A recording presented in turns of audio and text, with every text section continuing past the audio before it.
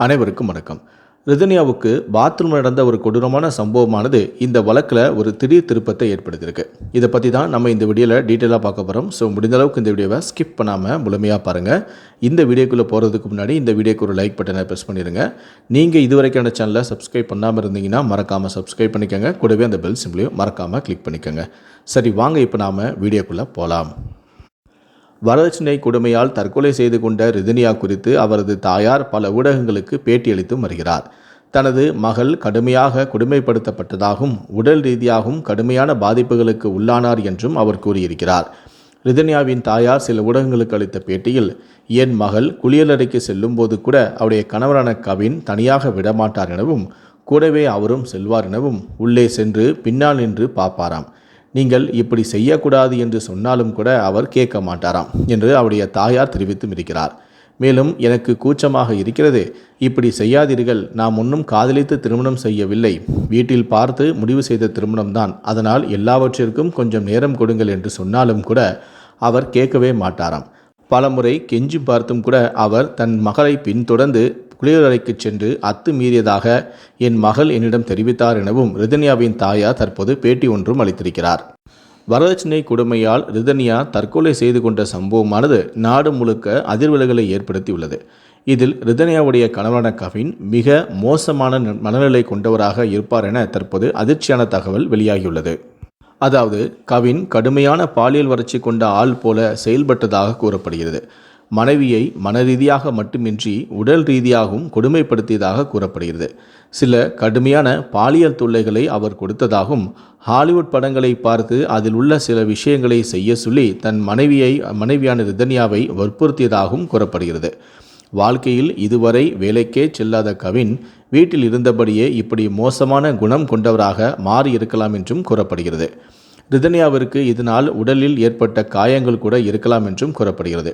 ரிதன்யாவின் பிரேத பரிசோதனை அறிக்கை முழுமையாக வெளியாகும் பட்சத்தில் தான் அதில் பல கொடுமையான தகவல்களும் இருக்கலாம் என்கிறார்கள். இதனால் ரிதன்யாவுடைய பிரேத பரிசோதனை அறிக்கையானது முக்கியமானதாக பார்க்கப்படுகிறது. அந்த அறிக்கை வெளியாகும் பட்சத்தில் அது கவின் மற்றும் அவரது பெற்றோருக்கு பெரிய சிக்கலாகவே மாறும். ரிதன்யா தற்கொலை முடிவை எடுக்கும் முன்பு பேசிய ஆடியோவும் கவனம் பெற்றுள்ளது. தற்கொலை முடிவை எடுக்கும் சில வினாடிகளுக்கு முன்பு அவர் பேசியும் இருக்கிறார். அதை அப்பாவிற்கும் அனுப்பியிருக்கிறார். தற்கொலைக்கு முன் பேசிய அந்த ஆதாரம் மிகவும் முக்கியமானது. மிக முக்கியமான மின்னணு ஆதாரமும் கூடாது. அதில் கணவர், மாமனார், மாமியார் என்று 3 பேர் மீதும் ரிதன்யா புகாரும் அளித்திருக்கிறார். மென்டல் டார்ச்சர் யார் கொடுத்தார், உடல் ரீதியான டார்ச்சரை யார் கொடுத்தார் என்பதெல்லாம் அதில் தெளிவாக அவர் பேசியும் உள்ளார். அந்த ஆதாரங்களும் இருக்கின்றன. அவர் போனிலிருந்தே போலீசார் அதனை எடுத்தும் உள்ளனர். கோர்ட்டிற்கும் கொடுத்து விட்டனர். அங்கிருந்து லேபிற்கும் இது சென்று விட்டது. தற்போது அது இந்த வழக்கில் முக்கிய ஆதாரங்களாக மாறியுள்ளன. இதோடு பிரேத பரிசோதனை அறிக்கையும் வெளியாகும் சூழலில் கவின் குடும்பத்திற்கு ஜாமீன் கிடைப்பது கிட்டத்தட்ட இயலாத காரியம் ஆகிவிடும். சமீபத்தில் ரிதன்யாவின் மாமியார் தாக்கல் செய்த ஜாமீன் மனு மீதான விசாரணையை 11ஆம் தேதிக்கு ஒத்திவைத்தது நீதிமன்றம். ரிதன்யாவின் மாமியாருக்கு ஜாமீன் வழங்கக்கூடாது என்று அவரது தந்தை தரப்பில் இடையீட்டு மனுவும் தாக்கல் செய்யப்பட்டும் இருக்கிறது. ஏற்கனவே ரிதன்யாவின் கணவரான கவின்குமார் மற்றும் கவினின் தந்தையான ஈஸ்வரமூர்த்தி ஆகியோரின் ஜாமீன் மனுக்களையும் நீதிமன்றம் தள்ளுபடி செய்து விட்டது. திருப்பூர் மாவட்ட முதன்மை அமர்வு நீதிமன்றத்தில் நடைபெற்ற விசாரணையில் கவின்குமார் மற்றும் ஈஸ்வரமூர்த்தி ஆகியோர் அரசியல் ரீதியாகவும் பொருளாதார ரீதியாகவும் பலமாக இருப்பதால் அவர்களுக்கு ஜாமீன் வழங்கக்கூடாது என்று ரிதன்யா தரப்பு கடுமையான எதிர்ப்பும் தெரிவித்தது. மேலும் ரிதன்யாவை அவரது கணவரான கவின்குமார் உடல் ரீதியாக கடுமையான சித்திரவதைகளை செய்துள்ளார் என்றும், இது தெரிந்தும் கவினின் பெற்றோர்கள் கண்டிக்கவில்லை என்றும் ரிதன்யாவின் தரப்பிலும் வாதிடப்பட்டது.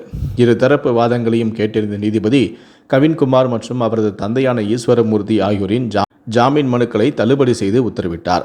இந்த நிலையில்தான் இன்று அவருடைய மாமியார் தாக்கல் செய்த ஜாமீன் மனுவானது விசாரணைக்கு வரவுள்ளது.